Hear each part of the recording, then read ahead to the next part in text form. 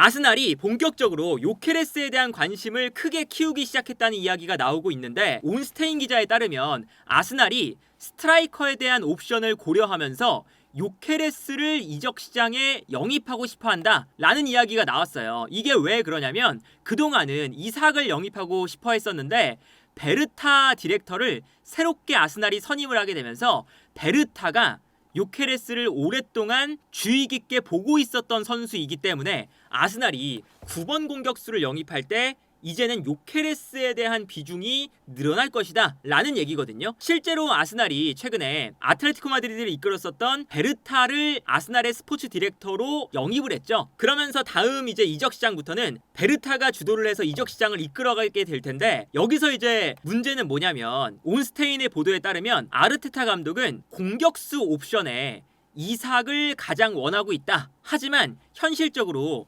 뉴캐슬은 이삭을 판매할 생각이 없고 현재 이삭이 판매가 되기 위해서는 엄청난 이적료가 필요할 가능성이 크다. 그래서 이삭의 영입이 어렵기 때문에 다른 후보들을 고려해야 되는데, 아르테타가 원하는 선수가 이삭뿐만 아니라 벤자민 셰슈코를 영입하기 위해서 많은 노력을 기울이기도 했었다. 그러나 셰슈코 또한 이적료가 높을 뿐만 아니라 셰슈코는 영입하고 싶어하는 팀들이 여러 팀이 있는 상황이다. 그래서 이삭과 셰슈코 이 두 선수를 지금 아스날이 계속 원하고 있었는데, 지금 상황 자체가 이삭도 그렇고 셰슈코도 그렇고 영입하기가 어려운 상황에서 베르타 디렉터가 새로 부임을 해서 요케레스를 선호하는 사람이다 보니까 요케레스를 아스날이 이제부터는 원하기 시작할 가능성도 크다라는 얘기예요. 물론 여기서 지켜봐야 되는 것은 아르테타 감독이 워낙에 확고한 본인의 선수 선호도가 있기 때문에 이제 베르타와 아르테타 간에 여러 가지 의견 충돌이 있을 수도 있겠지만,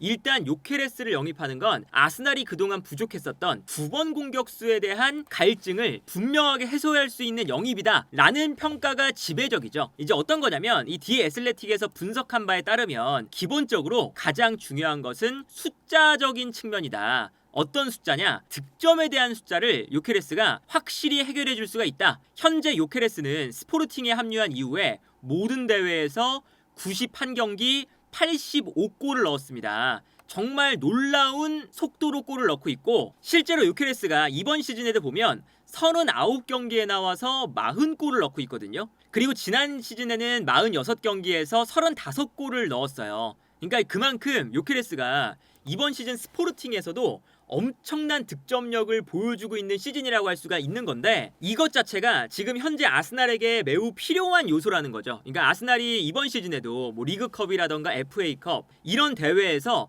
떨어졌던 이유, 그리고 리버풀과의 우승 경쟁, 그리고 지난 시즌과 지지난 시즌 맨시티와의 리그 우승 경쟁에서 밀렸던 이유 중에 하나가 중요한 시점에 득점이 나오지 않기 때문이었어요. 기회 대비 득점을 안 풀리는 날에는 득점이 안 나오는 모습들을 많이 보여주죠. 특히나 뭐 하베르츠라던가 트로사르, 그리고 제주스, 그리고 마르티넬리, 이렇게 공격 지역에서 뭔가 발휘를 해줘야 되는 선수들이 득점이 안 나오니까 결정적인 순간에 아스날이 승리를 만들어내지 못하면서 승점에서 밀리고 토너먼트에서 떨어지는 이런 일들이 반복이 되고 있거든요. 그래서 디 애슬레틱에서 어떤 이야기를 하냐면 하베르츠, 제주스, 트로사르 이런 선수들이 정말 많은 툴을 가지고 있지만 기본적으로 9번 공격수에게 필요한 잔혹한 신체 능력은 이 선수들이 가지고 있지 않다. 하지만 요케레스는 그러한 신체 능력을 가지고 있기 때문에 수비수와의 싸움에서 이기는 것에 매우 능하다. 그러니까 박스 안에 그냥 볼을 투입해줘도 거기서 몸싸움을 통해서 이겨내고 득점을 만들어줄 수 있는 선수다라는 거거든요. 그러니까 이게 지금 아스날의 가장 중요한 것 중에 하나가, 기본적으로 아르테타 감독은 최전방 공격수 자리에 하베르츠라던가 뭐 제주스라던가 어쨌든 내려와서 플레이를 하게 되는 제로톱의 역할을 맡길 때가 많잖아요. 그래서 하베르츠가 분명히 여기서 얻어가는 것도 있거든요. 아스날이 이렇게 내려왔다 올라갔다 하면서 아무래도 미드필더 숫자가 많아지고 기본적으로 경기의 주도권을 중원에서 가져온다. 이게 기본적으로는 아르테타 감독이 원하는 면이에요. 그리고 이제 하베르츠가 이렇게 내려오면서 수비를 끌어당기면 이때 트로사르 혹은 사카 측면에서 뛰어 들어가기도 하고 라이스가 중앙 미드필더 라인에 있기 때문에 라이스가 공간으로 침투해 들어가면서 수비를 흔들어 놓기도 하는 기본적으로 주변에 있는 선수들이 하베르츠가 내려왔을 때 그 공간을 이어받아서 좋은 찬스를 만들어내는 상황들이 많아진다. 이게 이제 하베르츠의 장점이잖아요. 혹은 뭐 제주스라던가 아니면 트로사르가 원톱에 나올 때 얻을 수 있는 장점들인 건데 문제는 상대가 내려앉아 있을 때 이 내려앉은 수비를 무너뜨리는 데에는 아스날이 약간의 어려움을 겪는다는 거죠. 물론 이제 보통의 상황에는 아스날이 워낙에 공격 작업이 좋은 팀이다 보니까 뭐 사카, 웨데고르, 뭐 트로사르, 하베르츠 이런 선수들이 계속 움직이면서 공간을 만들고 그 공간을 활용해서 득점을 하는 패턴 혹은 뭐 세트피스에서 득점을 하는 여러 가지 이제 공격 패턴을 가지고 있지만 답답한 날이 중간중간 한 번씩 있거든요. 그러면 조금 더 단순하게 박스 안으로 볼을 투입하는 것도 필요한데 이렇게 볼을 투입했을 때 안쪽에서 싸워주는 것이 생각보다는 부족하다. 그래서 아스날이 아르테타 감독이 고안한 방법 중에 하나는 라이스나 이렇게 피지컬이 좋은 중앙 미드필더를 왼쪽에 두죠. 오른쪽에는 플레이메이커적인 성향이 강한 웨데고르, 오른쪽에는 라이스를 두는 거거든요. 그래서 라이스가 한 칸 올라가면서 자연스럽게 투톱을 만들 때가 많습니다. 그러면 스켈리가 가운데로 들어와서 이 공간을 채워주면서 약간 변형 3백의 형태가 되는 거죠. 이런 식으로. 이거는 이제 라이스가 이렇게 왔다 갔다 하는 것도 하지만 라이스가 수비형 미드필더로 나올 때는 하베르츠가 라이스 자리에 나와서 최전방에 제주스 같은 선수가 있다. 그러면 하베르츠도 미드필더 라인에서 올라가서 투톱처럼 만들어주는 이런 형태를 만들어주거든요. 그래서 아스날이 최전방 공격수가 없으니까 중앙 미드필더 한 명을 피지컬 좋은 선수를 세워서 올려서 투톱처럼 활용하는 이러한 형태로 경기를 하지만 그럼에도 불구하고 하베르츠와 라이스가 이 박스 안에 있을 때 이 두 선수가 득점에 강점이 있는 유형의 선수들은 아니다 보니까 여기서 조금 더 단순한 득점을 만들어주는 모습이 부족하다라는 거죠. 그런데 만약에 여기에 요케레스가 들어간다면 요케레스가 이 안쪽에서 상대 수비와 싸워주면서 찬스가 찾아왔을 때 훨씬 더 득점으로 연결해내는 빈도가 많아질 것이다. 그런데 여기서 생각을 해봐야 되는 건 요케레스가 스포르팅에서 이렇게 득점을 많이 하고 있는 이유 중에 하나는 스포르팅 자체가 이렇게 상대가 밀집 수비를 할 때 밀집 수비를 계속 때리는 이런 팀이 아니라 상대를 끌어당기고 끌어당겼을 때 뛰어나가는 팀이라는 거예요. 아스날 자체가 보통은 상대가 내려앉은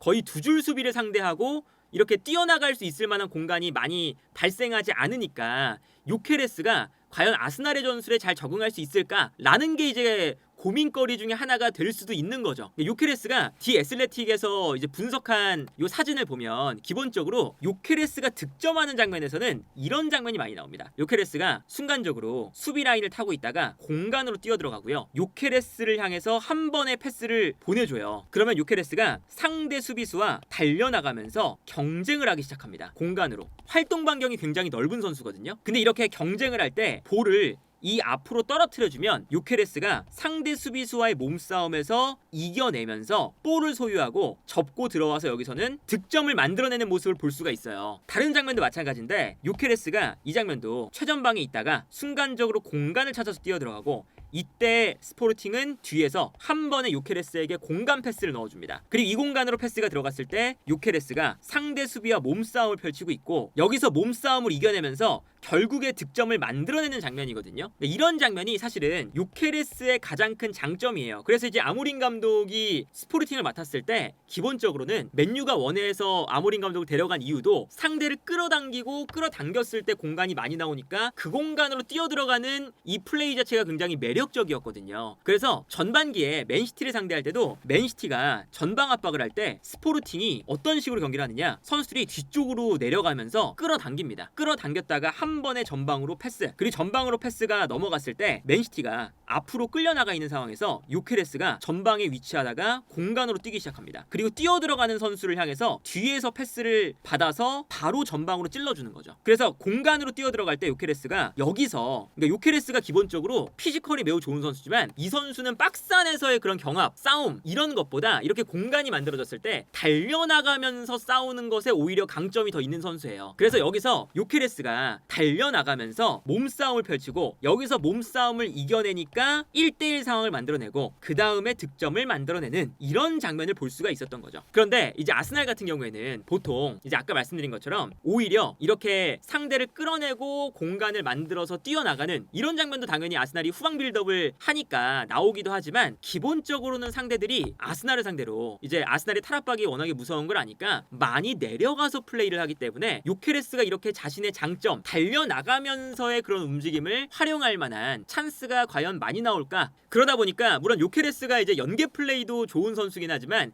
이삭 같은 선수를 기본적으로 아르테타 감독이 원하는 게 이삭 같은 경우는 내려와서 볼도 받아주고 연계 플레이도 하고 측면으로 빠져주는 것도 편하게 할 수가 있잖아요. 심지어는 측면 공격수로도 나올 수 있는 선수이기 때문에 워낙에 이 선수가 내려왔다 올라갔다 이제 뭐 미드필더 라인에 내려오면 다른 선수가 가운데로 들어오고 이러한 이제 변형적인 플레이들을 많이 가져가다 보니까 아르테타 감독이 생각을 하는 최전방 공격수는 한 지역에 머무르지 않고 그냥 미드필더도 됐다가 측면 공격수도 됐다가 이런 게 좀 돼야 되는 역할이거든요. 근데 요케레스는 물론 요케레스가 활동 반경이 좁은 선수는 아니에요. 아까 이 스포르팅에서의 경기처럼 측면으로 계속 빠져나가면서 공간으로 뛰어들어가면서 활동 반경이 넓은 선수인데 뭐 이삭이라던가 하베르츠라던가 뭐 트로사르라던가 제주스라던가 이런 선수들처럼 미드필더로 뛸 수 있다거나 측면 공격수로 뛸 수 있다거나 그 정도까지의 유동성을 가진 선수는 아니기 때문에 기본적으로 이 완벽한 9번 자리에서 뛸 수 있는 선수 이런 선수를 과연 아르테타가 원할지가 의문이다가 되는 거고 그럼에도 불구하고 요케레스는 기본적으로 활동 반경이 넓어요. 그러다 보니까 요케레스가 하베르츠만큼은 아니지만 측면으로 돌아뛸 때 예를 들면 수비가 끌려나가는 순간 사카가 뛰어들어온다거나 아니면 뒤에 있었던 라이스가 침투해 들어간다거나 이 정도의 움직임은 요케레스가 충분히 보여줄 수 있다. 그래서 요케레스의 활동 반경을 보면 이번 시즌도 그냥 가운데만 머무른 게 아니라 좌우 측면으로 굉장히 많이 빠져들어가는 걸 볼 수가 있거든요. 물론 이게 이제 밑으로 내려가는 빈도는 많이 없죠. 하베르츠 같은 선수들에 비해서. 그리고 이게 이제 아무래도 아까 말씀드렸던 것처럼 스포르팅이 상대를 끌어냈다가 뛰어 올라가기 때문에 요케레스가 상대가 순간적으로 올라오는 타이밍에 좌우 측면으로 빠져들어가는 그런 플레이를 이제 많이 했던 건데 이제 그런 것을 감안해도 요케레스가 좌우 측면으로 돌아뛰는 데에는 크게 문제가 없으니 아스날이 9번 공격수를 원한다면 요케레스를 영입하는 건 분명히 좋은 선택이 될 것이다. 그리고 여기에 더해서 요케레스가 어떤 이야기가 있냐면 생각보다 이적료가 저렴할 수가 있어요. 지금 이제 그 어떤 이야기가 있었냐? 스포르팅과 요케레스가 지난 여름 이적 시장에 서로 신사협정을 맺어서 요케레스를 5,800만 파운드나 6,200만 파운드 사이 그러니까 이제 뭐 7천만 유로에서 7,500만 유로 하나로 따지면 1,100억에서 1,300억 사이 이 정도가 들어오면 떠나 보내기로 기본적으로 합의를 한 상태라고 합니다. 그러다 보니까 예상외로 이삭이나 셰슈코에 비해 기본적으로 유케레스의 이적료가 정해져 있고 그래도 이 이적료만 주면 떠날 가능성이 있거든요. 이런 걸 생각을 해본다면 아스날 입장에서는 요케레스를 영입하는 게 비교적 이제 다른 9번 공격수를 고집하는 것보다 훨씬 더 합리적인 선에서 영입할 수 있는 그리고 본인들의 약점을 채워줄 수 있는 선택지가 될 수 있지 않을까 싶네요.